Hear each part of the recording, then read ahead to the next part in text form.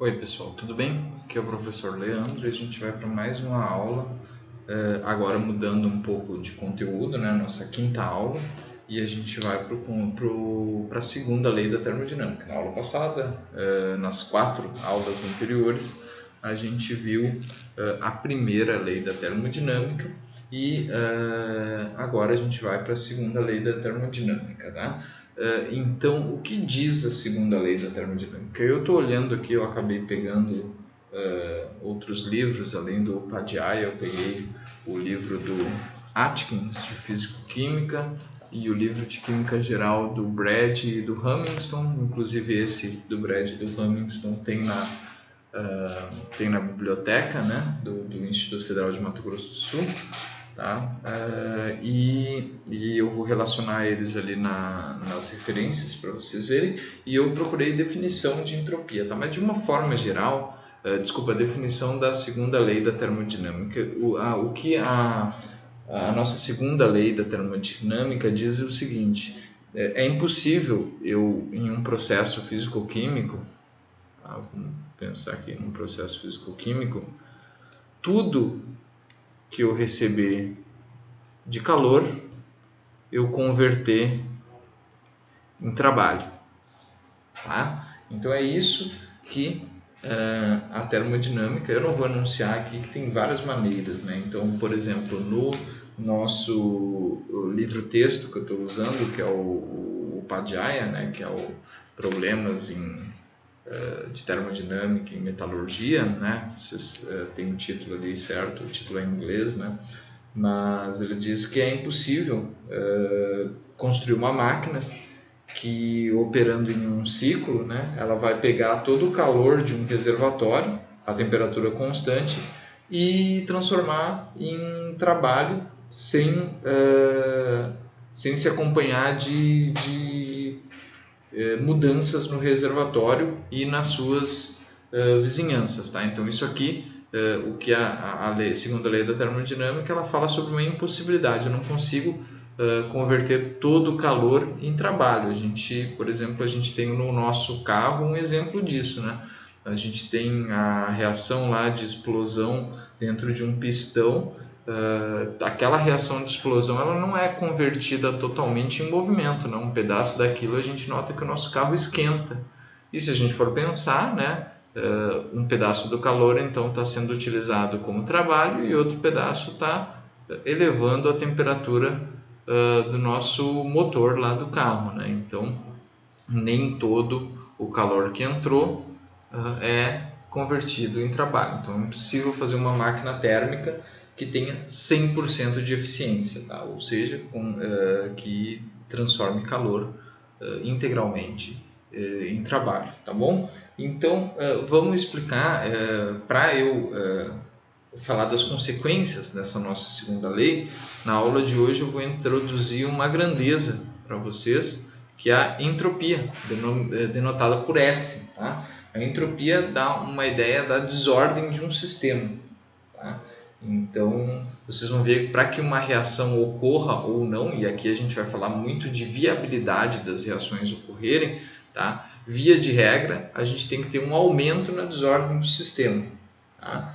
E aí eu vou adicionar essa grandeza entropia, que ela é, aqui falando numa infinitesimal, né? Ela é a variação de calor com a temperatura.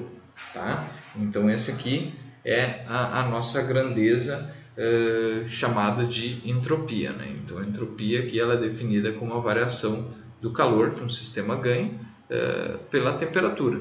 Tá? Então aqui a gente chama de entropia. Tá? E aí depois, na aula de hoje ainda, a gente vai falar das consequências disso, né? E vamos aprender a calcular a variação de entropia aqui de um sistema. Tá? E aí na próxima aula a gente vai aprender a calcular a variação de entropia com a temperatura também. Tá? E ainda depois vamos falar de espontaneidade, relacionar espontaneidade à entropia. Tá? Então a gente vai aos poucos, aí, acho que são 4 ou 5 aulas nessa segunda parte de segunda lei da termodinâmica. Tá? Então, aí a gente vai fazer um progresso para vocês entenderem como essa desordem, né, a medida de desordem de um sistema está relacionado com a nossa com a espontaneidade das reações, né? Então, vamos começar falando aqui sobre uma consequência da segunda lei, né? Se uma máquina térmica ela não consegue, eu não consigo transformar calor em trabalho, né? Todo o calor recebido por uma máquina em trabalho, tá? Um processo reversível, né? Ele tem como variação de entropia é igual, tá? Aliás, desculpa, vamos lá. A variação da entropia do sistema mais a variação da entropia das vizinhanças é igual a zero. Tá? Então, isso aqui pode parecer um pouco abstrato agora, tá? Isso aqui é um processo reversível. Mas, conforme a gente for fazendo os exercícios, vai ficar mais claro para vocês para que eu vou usar isso, tá? Por que falar de um processo reversível, processo irreversível, tá? Um processo reversível é aquele que acontece infinitesimalmente, né? De uma forma que eu vou aumentando a temperatura de pouquinho em pouquinho, e aí se eu voltar, baixar a temperatura, eu consigo baixar o conjunto de variáveis que muda com a temperatura, né? Isso é a característica de um processo reversível, tá? E já o processo reversível não, são grandes variações de temperatura e eu não consigo retornar ao estado inicial, né? Então, no caso de um processo irreversível, tá? Um processo irreversível, eu tenho que a entropia do sistema mais a entropia da vizinhança é maior que zero, né? Então sempre há um aumento da entropia, tá? Então a entropia total vai ser maior que zero. Então a entropia do universo, o universo sempre caminha para desordem, tá? Então por isso a gente chega a no caso o processo irreversível, ele é mais próximo da nossa realidade, né? Então a entropia normalmente em todos os processos que a gente vai estudar são a maior parte deles processos irreversíveis, e dessa forma a gente acaba chegando aqui a entropia do universo, né, que nada mais é que a entropia do sistema mais as vizinhanças, né?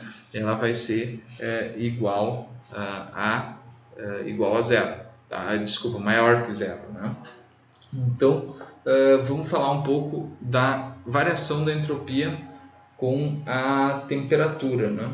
Não, desculpa, eu até coloquei errado aqui, variação da entropia para uma reação química aqui, tá? Entropia, variação da entropia, isso aqui está errado, tá? Então, para uma reação química, tá? Variação da entropia para uma reação química, a entropia, no caso de reações químicas, ela é calculada da mesma forma, tá? Então, o ΔS para uma reação química é calculado da mesma forma que o ΔH. É o somatório da entropia dos produtos menos o somatório da entropia dos reagentes. Tá? Vou até colocar uma cor diferente aqui. Tá? Então, nada mais é do que uma analogia da forma como é calculada a entropia da entalpia. Tá? Então, se a gente tem uma reação de A igual a AB, vamos fazer diferente aqui, tá? 2A mais C dando igual a 2, dando igual a 2C, tá? Vai ser duas vezes a entropia, uma vez a entropia de A2C menos duas vezes a entropia de A mais a entropia de C, tá? Da mesma forma que era, sempre preservando os nossos a quantidade de mols, né? Por isso a entropia ela é, além de ser uma função de estado, né, que só depende do entropia final e a entropia inicial, então não depende do caminho que eu faço nessa reação para chegar no estado, sair do estado inicial e ir para o estado final. A entropia também é uma propriedade extensiva, significa o que? Para 1 mol a entropia é S, para 2 mols ela é 2S, tá? Então essas são consequências dela ser uma função de estado e uma variável, uma propriedade extensiva. Tá? Agora o que eu vou fazer? Eu vou fazer um corte aqui e a gente vai calcular a entropia para uma reação, tá bom? E inclusive eu vou corrigir esse erro aqui que eu cometi nesse finzinho aqui, tá bom? Então eu vou fazer esse corte e aí a gente já volta com a entropia de uma reação, tá bom? O exercício de cálculo da entropia de uma reação, tá? Então aguardem, quer dizer, vocês não vão aguardar, não, vocês vão ver o corte, eu é que vou ter que fazer a mágica aqui. Bom, corrigido o erro ali no título da aula, né? E com a nossa reação aqui presente, né? A gente pode fazer o cálculo da entropia aqui, tá? Então, como eu havia dito para vocês, ΔS, né, vai ser igual a o somatório, tá? Esse aqui é o símbolo de somatório, já venho usando, espero que vocês tenham entendido, tá? O somatório da entropia dos produtos menos o somatório da entropia dos reagentes, tá? Então, como que a gente vai calcular essa entropia aqui? ΔS é igual a, vamos lá, para essa reação, né? E eu vou colocar ali ΔS 0 a 298 e aqui a gente tem o S0. Para simplificar, eu não vou escrever esse 0 a 298, o CR2 a 3, tá? Então eu vou só partir para os valores, né? Então a gente tem duas vezes o S do cromo, ó, vocês reparem que substância pura agora não é mais zero, né? Para o caso do S, vale para o ΔH, mas não vale para o S. Então vamos lá, duas vezes o S do cromo, então vai ser duas vezes 5,68, tá? Aí mais 3 vezes o S do CO, que é 47,3, menos, aí aqui ó, menos os reagentes, né? Reagentes é o CR2O3, menos 19,4, tá? Menos 19,4, menos 3 vezes 1,36, que é o S do carbono. Então, 3 vezes 1,36, tá? Se vocês fizerem as continhas aqui, a gente vai chegar em um ΔS de, vamos pegar minha colinha aqui, 129,78, tá? Como que é a unidade? Caloria por grau por mol, tá? No caso, como eu já coloquei vezes mol aqui, né, a gente vai tirar esse mol assim. Então vai ser caloria por grau, tá bom? Então esse aqui é um exemplo bem simples, tá? Também para dar uma facilitada para vocês, né, para a gente não ter todas as aulas um exercício cabeludo para fazer, embora a maior parte das aulas tenha um exercício cabeludo para fazer. Então eu vou, para tentar dar uma aliviada e distribuir uns pontos, a gente tem esse exercício aí um pouco mais simples de entropia, que a gente tem só usar ali um pouquinho da definição ali de entropia e usar a entropia de entropia padrão dos compostos, né? Então na aula que vem a gente vai ver como calcular a variação da entropia com a temperatura e utilizar a entropia como critério de espontaneidade, tá? Então eu vou fazer comentários sobre isso e a gente vai partir para um outro exercício, tá bom? Então acho que a aula de hoje era isso, tá?